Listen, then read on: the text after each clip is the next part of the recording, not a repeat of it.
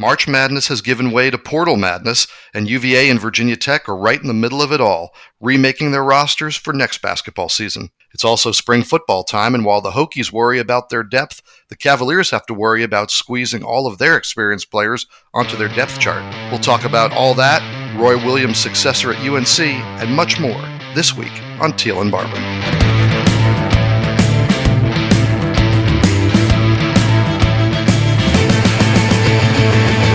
Welcome in to episode 47 of Teel and Barber, the Richmond Times-Dispatch and Richmond.com's Virginia Tech, UVA, and ACC sports podcast.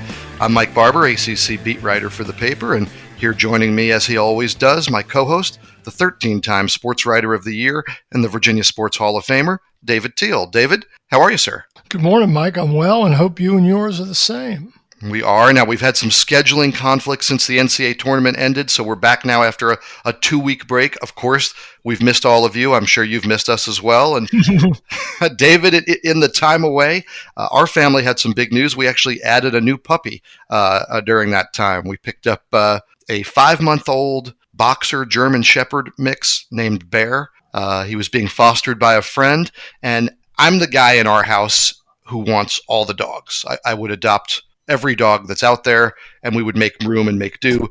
My wife is what we call the voice of reason.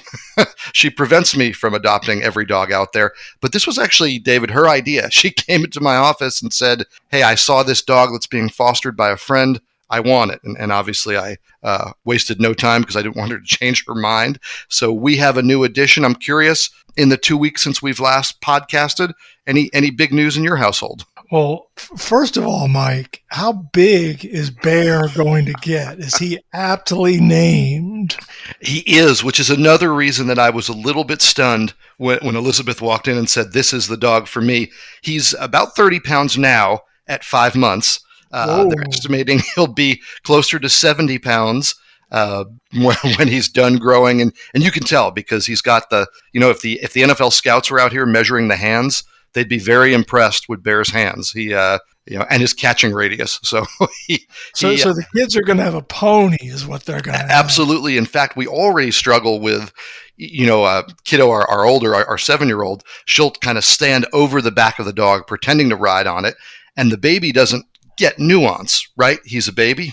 So he sees her do that, and then he climbs up, all fours on top and hangs on by the fur. So, we've got another riding dog that hopefully we'll be able to spare from the children. No major additions in our household. We started back this week with 4 days of in-person schooling. That's the big change here. Well, yeah, I was say I would have to beg to differ then and say that's a pretty major change. And so is Tiny Teel excited to be back to the more full-time schooling? Anything that gets her away from her no-account parents. We know that's not true, but we also know how kids are. So speaking about changes, David, I was watching the Masters, as I'm sure you were, on Sunday and through the weekend, saw Hideki Matsuyama sew up that green jacket, historical for him and his country. And it dawned on me, I haven't played a round of golf in over 2 years now, not since before my son, not since before the baby was born. It wasn't a conscious, like, okay, I'm going to give up golf now. It just, with time and everything happening, and then the pandemic hit. And I'm wondering about, getting back into playing. I'm curious, when Tiny Teel was born, was there anything you kind of gave up temporarily, and did you get back to it, or was it a thing of the past? Books, movies, television. Pretty much all of it, and it's been permanent. So I should prepare myself to sell my clubs? Is that what you're telling me? Either that or just prepare to watch them gather dust. Yes, it might be mothball times. It came up because, and I have some of the stranger dreams. I don't know if we've talked about this on the pod before, but I actually had a dream that I was going to play a round of golf with a bunch of friends from college. And I got there, and my golf bag was the very first golf bag I had, which was this ratty old red, circle bag that, no compartments except for the one on the side for the balls. And there were no clubs in it. And I was in this state of panic. And I asked on Twitter, and the Twitter world tells me that has less to do with golf and more to do with general anxiety. But it also fed into me thinking about, hey, it's been a while since I've played around. Yeah, I'm not sure I'd go to Twitter for a dream analysis if I were you. It all depends how seriously you take it, David. True. For entertainment value, nothing beats Twitter now. Also, another great use of Twitter these days, trying to keep up with the ins and outs and back and forth of the NCAA transfer portal. Twitter's been an invaluable resource, and it is just, it's a little bit ridiculous, the pace and the volume of what we're dealing with. And Virginia lost Justin McCoy. He went to North Carolina. It lost Casey Morsell. He went to NC State. It lost Jabri Abdur-Rahim. He went to Georgia. Add in Sam Hauser, Jay Huff, Thomas Wodatense, who were seniors. This roster was in a little bit of distress, wasn't it? Absolutely. And Mike, I'm not sure that the subtractions are done. I'm still, I always think somebody who had a really good year is going to look at options. I haven't heard a peep from Trey Murphy. I'm not convinced that he won't, give the pro ranks and see what his stock is. Yeah, I would bet that he will at least explore the NBA. I think there's such a rush of guys, as there always is, going in early, that maybe he sees the opportunity. And I'll tell you, David, I'd be a lot more excited about playing next season at UVA now that they've made a couple pickups here to fill some of those holes. 2 weeks ago, I might have been looking for an excuse to turn pro or transfer. They've made some nice pickups. They've added Armand Franklin from Indiana. We're going to have a guest on in a little bit to talk about him. They've added Jaden Gardner from ECU. Huge. I think they're good players. I think they're good fits. But more importantly, I was looking at a roster that I had no vision for what it was going to look like this season. Are you starting to feel a little bit better about what Virginia may have with these two additions? Oh, absolutely. I mean, Franklin is a shooting guard whose 3-point range last year, was in the high 30s or low 40s. At Indiana, he had some injury issues and didn't have quite the season that either he or the Hoosiers might have anticipated. And Jaden Gardner was the AAC Player of the Year in 2020 as a sophomore, was first team this past season, all conference, 18 points a game, 8 boards a game, 6'7", 235, bulky. Absolutely, these are quality additions and much needed. And they don't feel like a gamble, right? Like Sam Hauser didn't feel like a gamble. Sam Hauser felt like a home run, and he turned out that way. They're really, I'm trying to think of, I guess Austin Nichols was the transfer that didn't work out for Virginia basketball a couple years back. But overall, this is a program that is pretty picky, choosy, seems to make the right choices. I'm wondering, David, with the transfer portal madness, is that tested more, right? Is it a little more desperate to say, I've got to pull 2 or 3 guys out of the portal, maybe one of them doesn't fit? Or do you think this is a program that's going to stick to its guns and be very picky choosy? I think Tony Bennett is going to be picky until someone proves his methods not ineffective. Yeah, I think you're right. It's said the Austin Nichols one was interesting. We don't know the whole backstory there, but other than that, he really hasn't had one that kind of blew up in his face. And if you look around, other programs maybe a bit more gambling, and sometimes it pays off big, and sometimes it doesn't.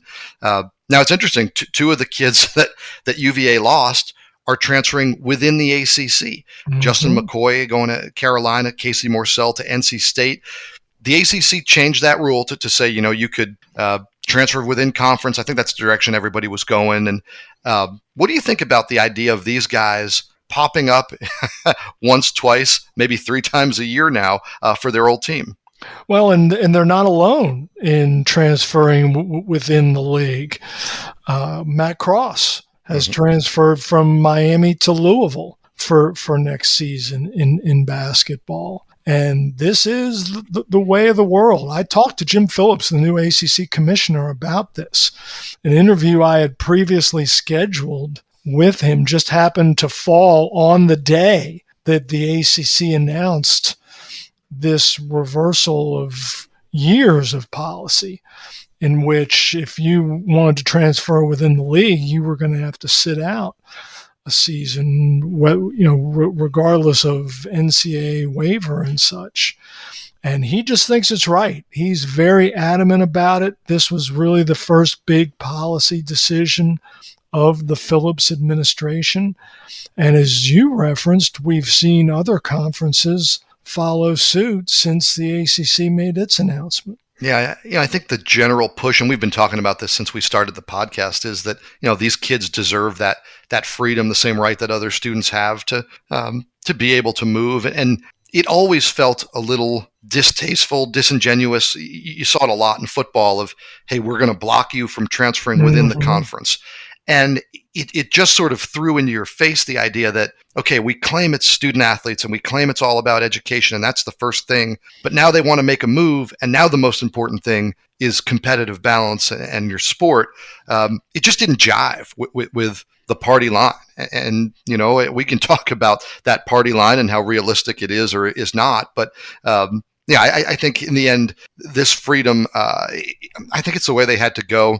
I'm interested, David, in your thoughts here. The portal has been insane, right, this offseason? I mean, I told our friend Wes McElroy the other day on his radio show, it's been everybody into the pool. It's the first day of summer. Everybody jumps in the pool all at once. You're shoulder to shoulder. You got nowhere to go. And at the end of the day, your mom hopes she pulls the right kid out of the water. But I'm curious, do you think this is what the portal's going to be? Or is this the mad rush with the year of eligibility forgiveness because of the pandemic? Do you think this is an extreme version of what it's going to be? Not yet. I don't think we've reached that tipping point. Now, we're already at a record over 1,300 in the portal, and it's only mid-April. By my count, 47 ACC players have entered the portal, and the ACC has in turn added 18 that we know of, and at least that I've noticed and put on my list. What I wonder about, Mike, is next year, because so much of recruiting, essentially all of recruiting, has been virtual. And young men and women are making decisions about schools and coaches essentially sight unseen. They haven't been on campus. They haven't met their coach. And it's vice versa. The coaches have not met the prospects or their families. There's going to be some buyer's remorse on both sides of that equation. It's just natural. Mistakes will have been made. And I think a year from now, we could very well be looking at an even larger transfer portal. But once... So brace yourself. But I think once we get through that cycle and the pandemic is a year or more in the rearview mirror, then I think the realization is going to set in that just because I jump in the portal doesn't mean there's going to be a landing place for me. And maybe I need to think twice. Yeah, that's a really interesting point. And I think back to Justin Fuente, the Virginia Tech football coach, when he said essentially, once you make the decision to go to the portal, you're done here. I wonder if there's going to be any change in that front. From coaches who say, okay, this is the way it is. You want to explore your options, or if they're going to be coaches that hold that line and say, hey, if you're in the portal, it means you're not. And this was Coach Fuente's point. If you're in the portal, it means you're not 100% committed and invested in this program, and that's not the kind of players that they want. I wonder if we see some leniency there, or if it's going to be enter the portal at your own peril. Depends how good the player is, right? Yeah. I mean, come on, Mike, where's your cynical side here? You're not saying there'd be a double standard for stars, are you, David? Oh, no. Just sports. Just like with a referee's whistle. No doubt. Now, Armand Franklin, the kid we talked about from Indiana, he was essentially the Hoosiers star. Mike Woodson, the new coach there, wanted him back, made some effort to retain him. For a little bit more on his addition, we're joined now by a close friend of mine, Dustin Dopirak. Dustin, how are you, my friend? Doing well, man. How about yourself? Dustin, he's worked most recently at The Athletic. He's been in Pittsburgh. He's been in Tennessee. He's been in Bloomington. He's in Indianapolis now. He's covering Indiana basketball, and that's what ties you in here. So you've covered Armaan Franklin. You've gotten to know him, his family a little bit. Dustin, tell me, what kind of a guy is UVA adding to its program? I mean, just to start, just a really solid human being with a really solid family. I mean, I look forward to your opportunity to write about them, because they're right up your alley. Like, I've read obviously a lot of your pieces, over the years. You connect really well with families, and you're going to connect really well with this one. It's a lot of really cool stories. Mom's a single mom, has raised 3 kids on her own. They're all college athletes. The older 2 are significantly older. I think his brothers are both 9 or 10 years older. But they're all devoted to making him really good. They're all sort of equally devoted to each other. Basically, like, anytime someone's got something going on, the rest of the family sort of gets involved and makes sure they're as good as they can. I mean, they all, like, she watches, his brothers watch his game film. They talk about him. They send notes. They have group texts. And really, that's a big reason why Armaan made the big jump that he did between year 1 and year 2. You obviously see major differences in numbers. I think he had the second biggest leap in scoring average this year. And I'm trying to think who was first. I know it was somebody really obvious. But I think he added like 7 or 8 points to his average. And a big reason was, when it came to the pandemic, basically when the season shut down, basically he came home and said, Mom, I want a basketball. I think I need a basketball hoop. And they went out and bought a driveway hoop, basically one of those portable hoops they just put up in the driveway. And she drew up, like her and, him and his brother put together, I had to put sand in it or water in it or whatever to get it to stand up. She drew up the lines, just to make sure everything was as good as it could be. I don't think she had a whole 3-point arc, but enough spaces on there to know where a 3 was, where the foul line was. They all played 1-on-1 against him. She said she hacked the heck out of him. And so that's how they do. But they've got, and he has a trainer that they loop in, and they talk about it all the time. And he's just a really sharp guy, but really bent on improving, bent on getting better. They talked a lot about, basically just looking at game film and putting him in the situation, even when he made the shot. All right, what else could you have done here? All right, what if this defender was 6 inches closer to you, or 3 or 4 feet closer to you? What would you have done then? Like getting a better idea of what decision making should be.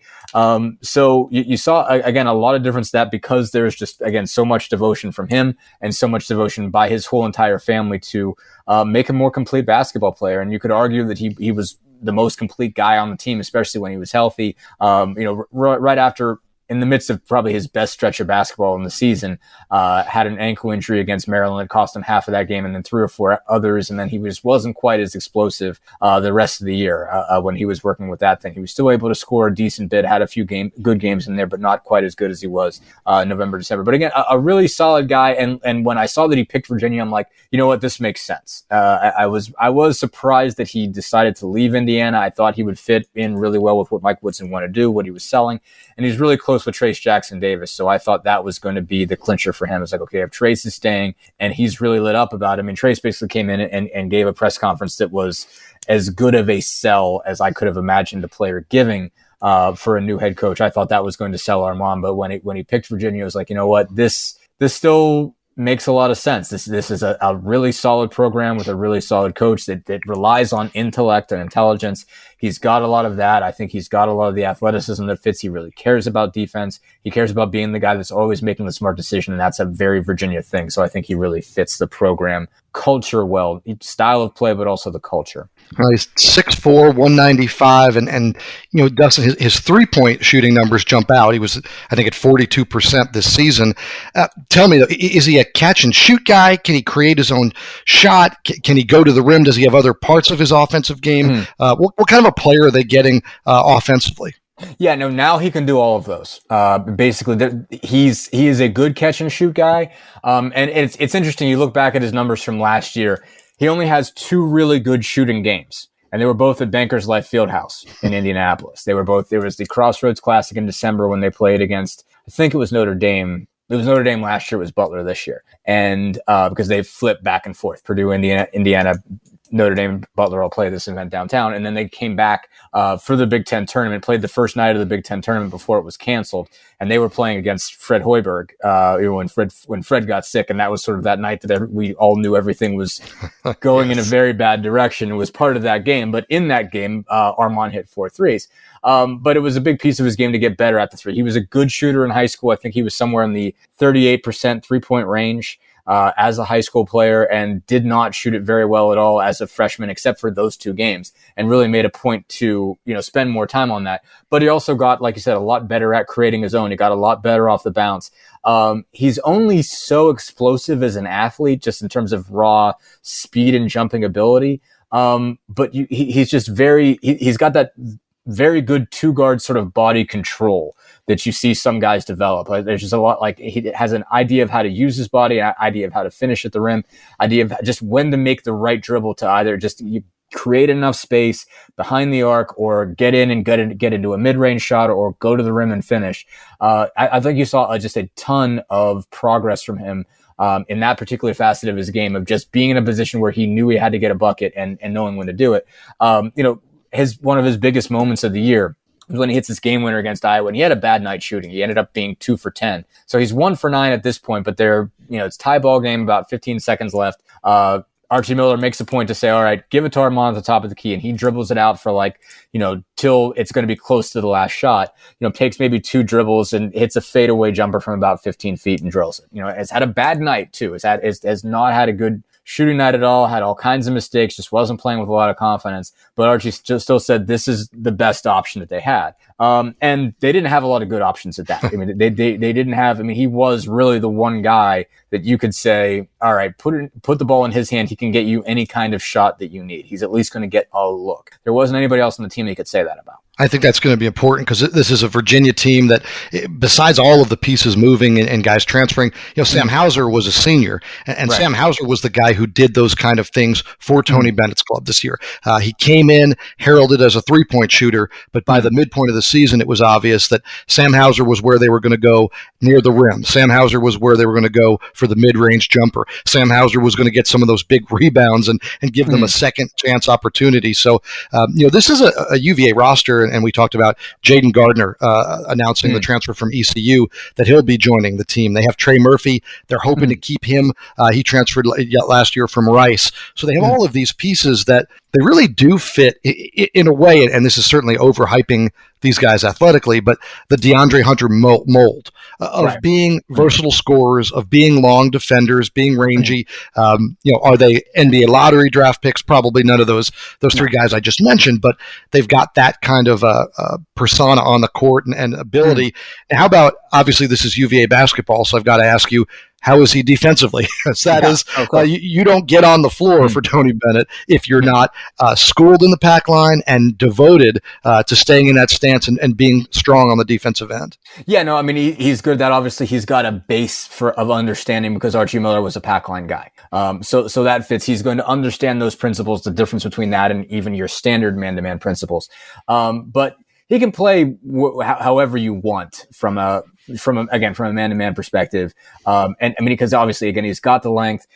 He always cared about defense, and that was something that he really takes a lot of pride in. That was one of when I first talked to him, did sort of an introductory piece, basically before he got in the system, before I had to, request interviews, when I could just go straight to him in sort of his last days at Cathedral High School, right before he was about to graduate and come on campus. I got to have a sit down with him. But, that was one of the first things he told me as we were sitting there at his high school after he got through his workout. He's like, I really want to be considered a guy that cares about defense, that this is something that matters to me. I don't want to be one of those recruits that just acts like that's not a part of my game. I want to always be a guy who cares about that.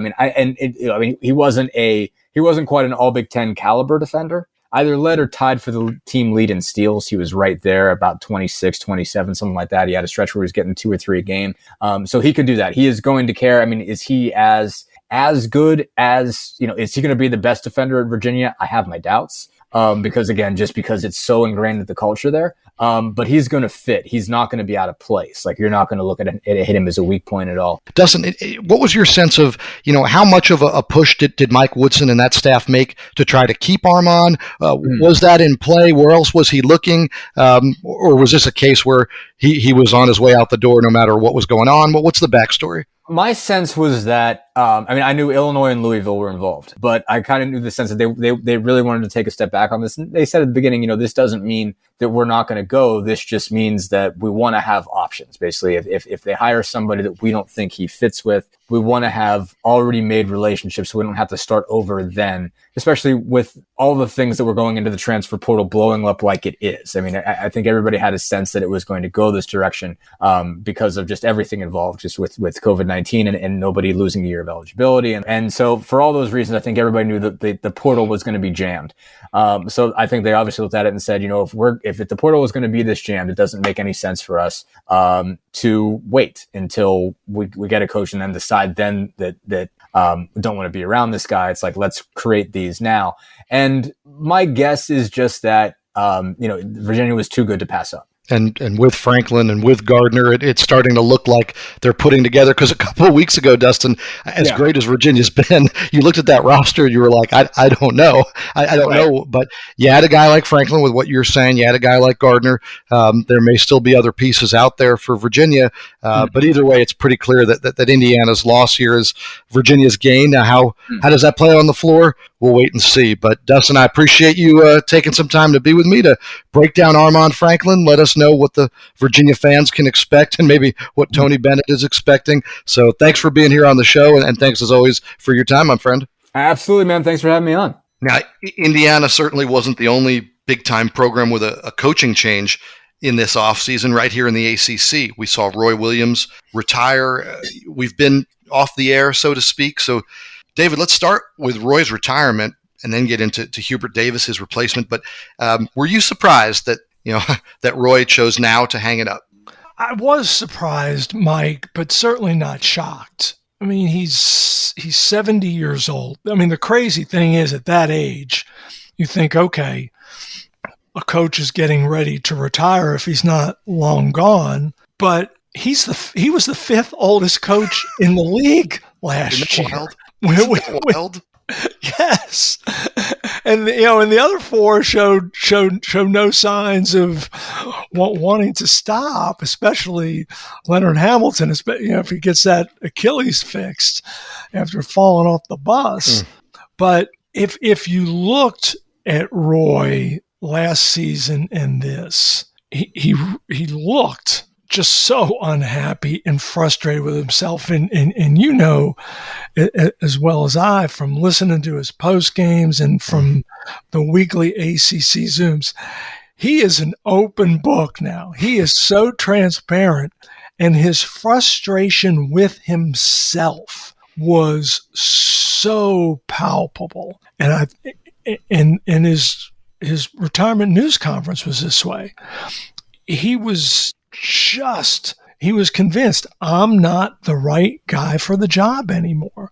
Now, you can argue that maybe he was, and in another year or two, he'd have the program back up and humming. But he just thought that the program deserves better, and I'm checking out. I think it's incredible self-awareness.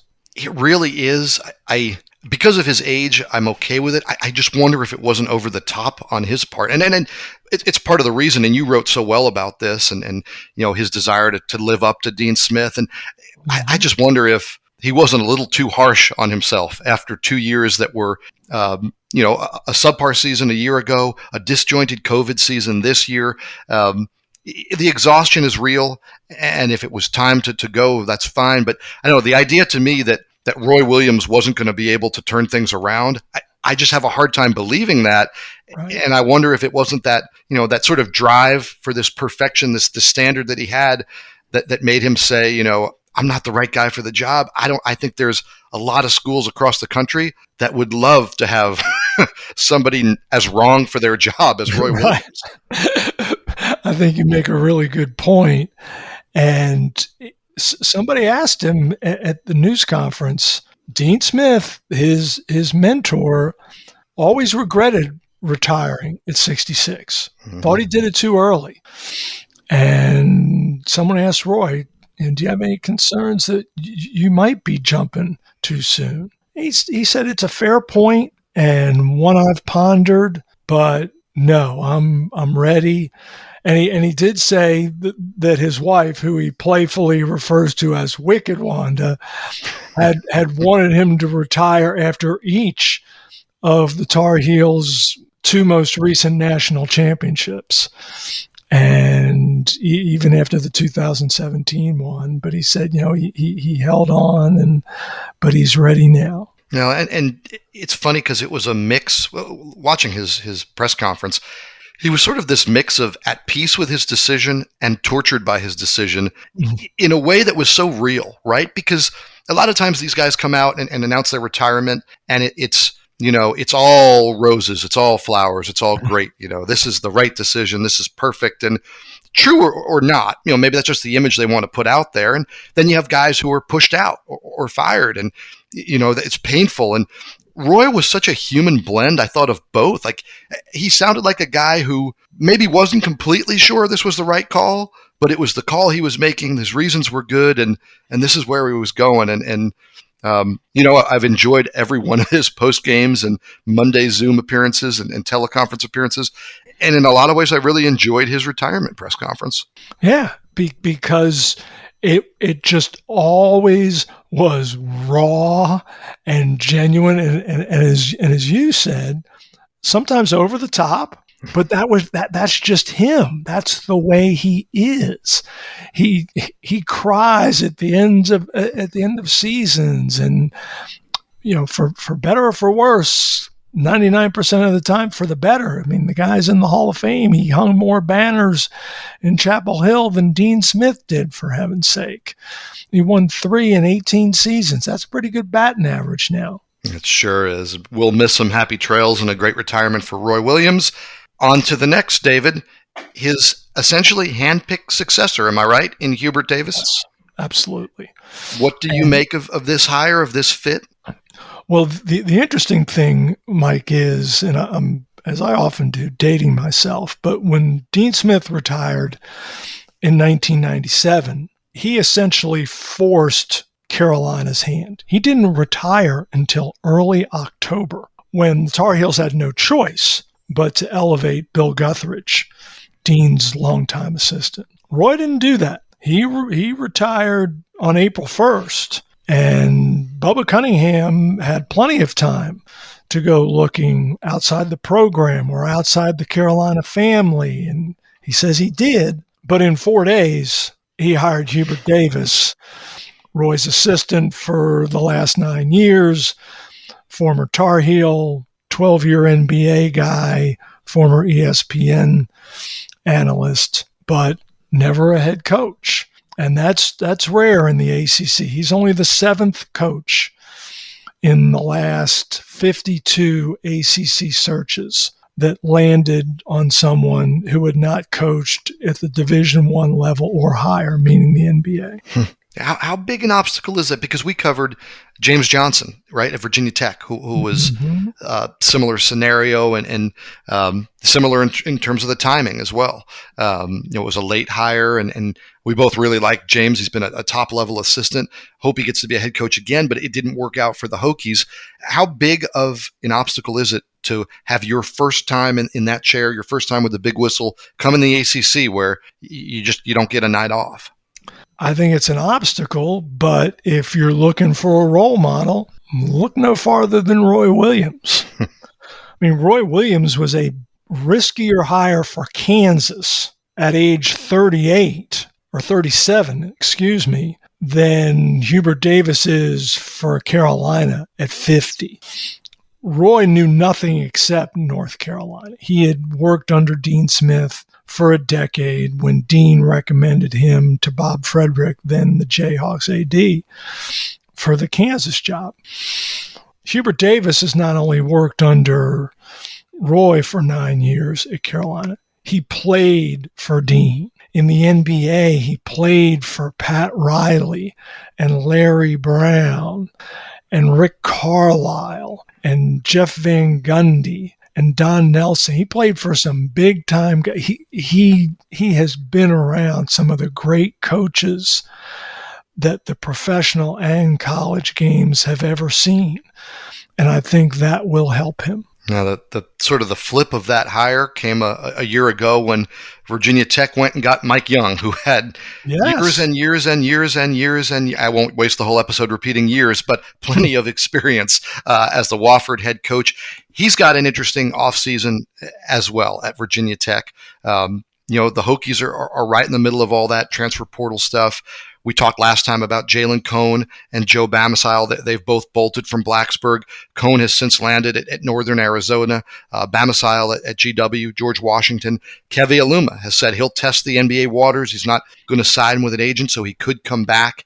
Those are, huge losses and potential losses, obviously, for the Hokies. But like UVA, Tech's picked up a piece, and it feels like the piece that Mike Young was looking for. They added 7-foot center Michael Durr from South Florida. Coach Young talked after the NCAA tournament loss to Florida. I asked him, you always hate to ask these guys right after their season ends, but you don't know when your next availability with them will be. I asked him what needs to happen in the program, what roster changes, and he said he'd love to find a true center so he could play Aluma at the more natural 4, Mutz at the 3, and have a really big lineup. David, what do you make of the addition of Michael Durr and the roster overall? I think he could be that guy, Mike. He's 7 foot. He's 250. So he's not some 7-foot rail now. And I look at his stat line for USF this past season, and I see one thing I really like, and I see one big red flag.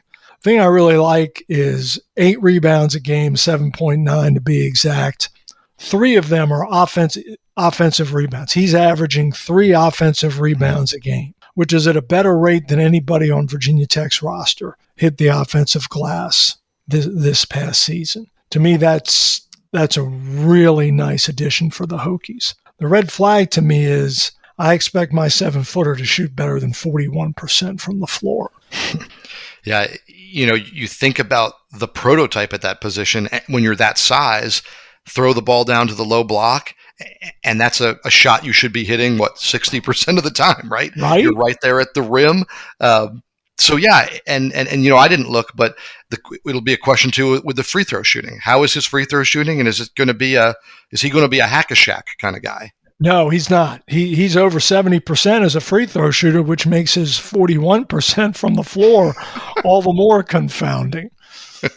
It's like the guys that shoot really well from 3 and struggle at the free throw line, and you wonder why they don't just step back a few paces.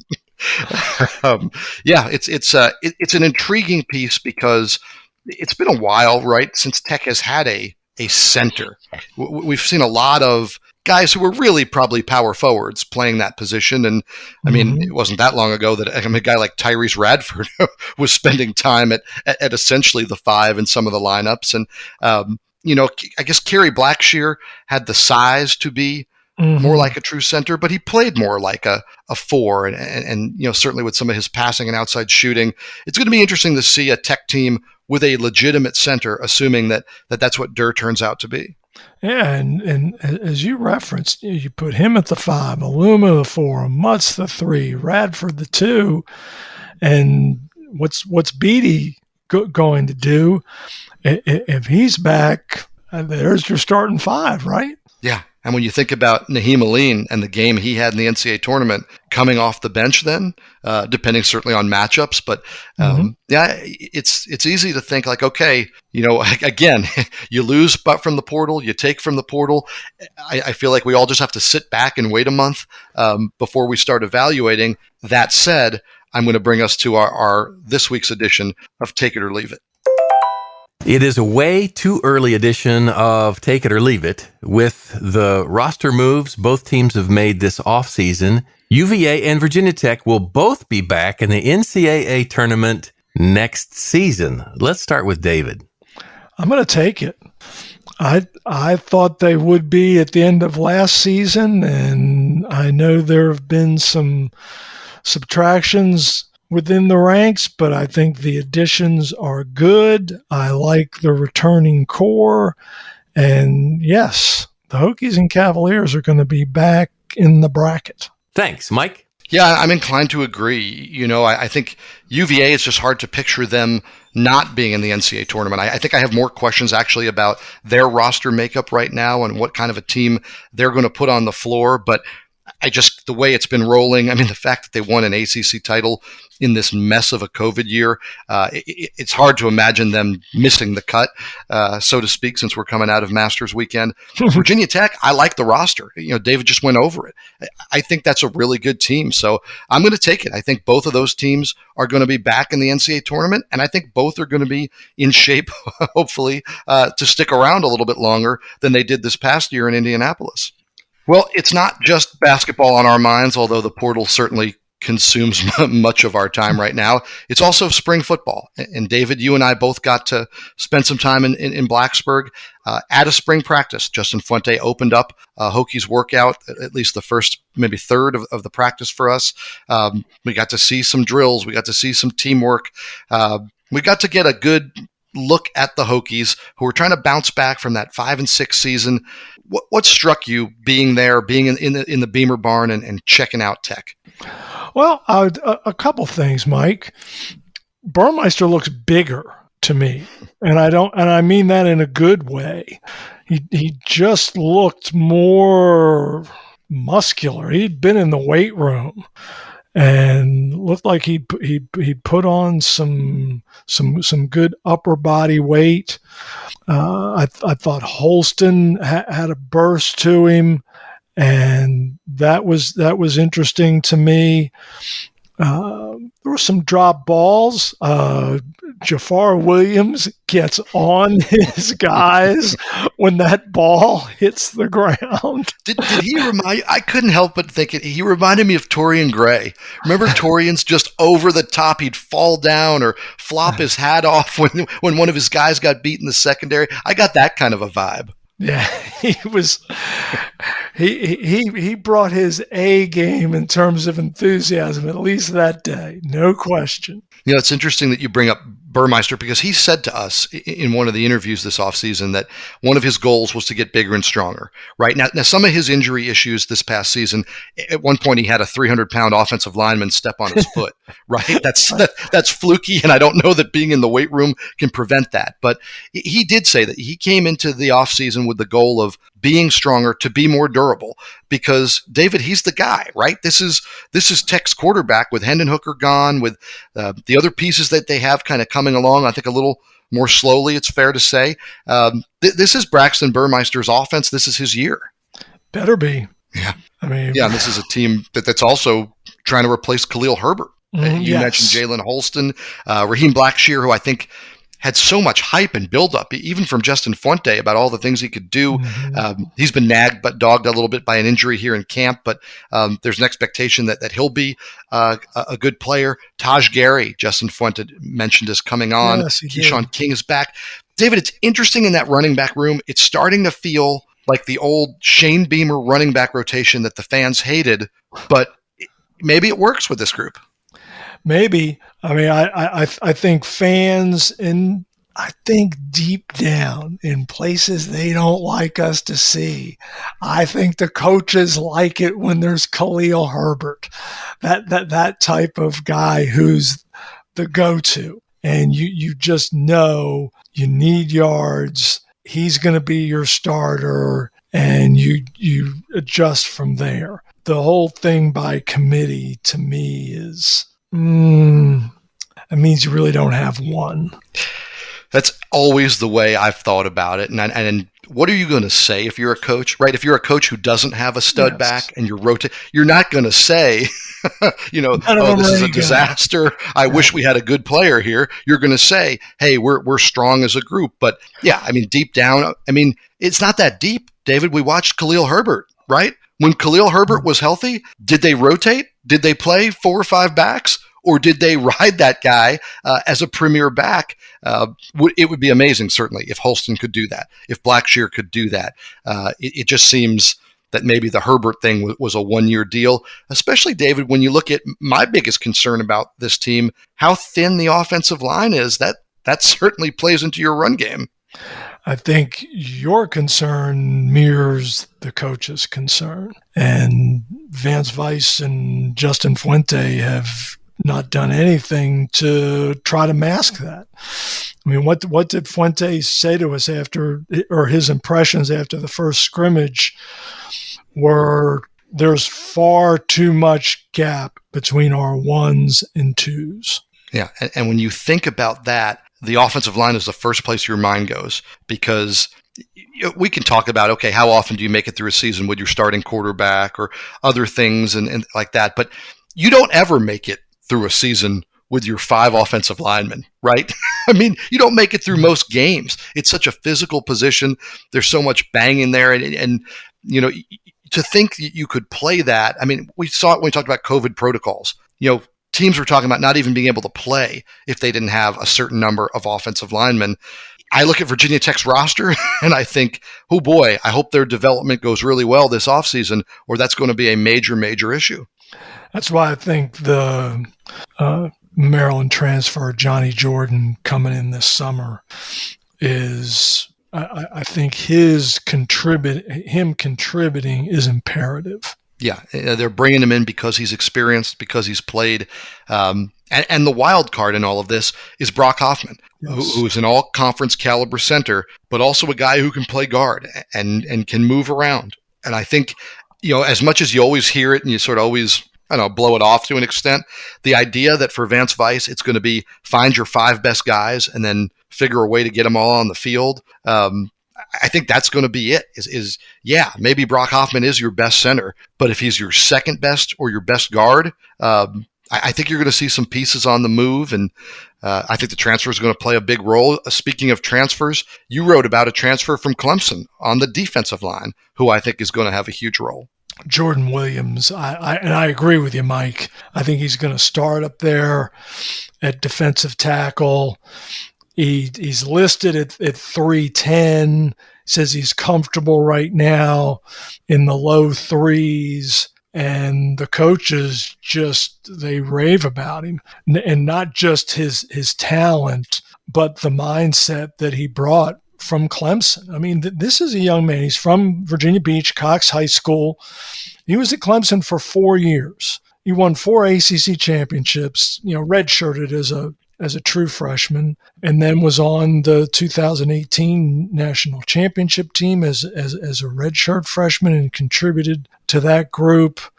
Has since played in 2 other college football playoffs. If anyone could have strutted in with an attitude or a kind of a I know how to do things approach, it would be Jordan Williams. But Justin Fuente and Williams' teammates say there has been none of that he has just come in and gone to work, and they very much appreciate that. Yeah, and none of that in the negative way, but some of that, as you in the positive way of there's automatic respect, right, for yes. Jordan Williams, where he's been, what he's done, and I'm sure it's one of those deals where when he says something, it speaks louder to the players, and the fact that he's falling in line and what he's saying is echoing his coaches, I think that's just invaluable for this program. Sure. I mean, he's setting an example, and if the young people in the well, they're all young, but the younger players in the program see that and say to themselves, hey, this is a dude with a ring, and he's buying in to what Bill Tierlink is saying. He's buying into what Justin Fuente is saying. Well, then maybe we need to get with the program as well. Yeah, speaking of Bill Tierlink, when we're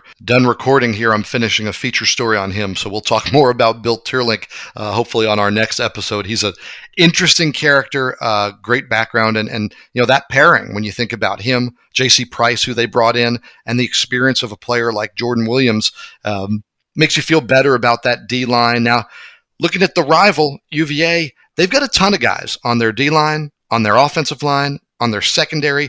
They were one of the schools that a lot of the guys who could have gone on or could have come back, they chose to come back at UVA. Those positions in particular are really deep.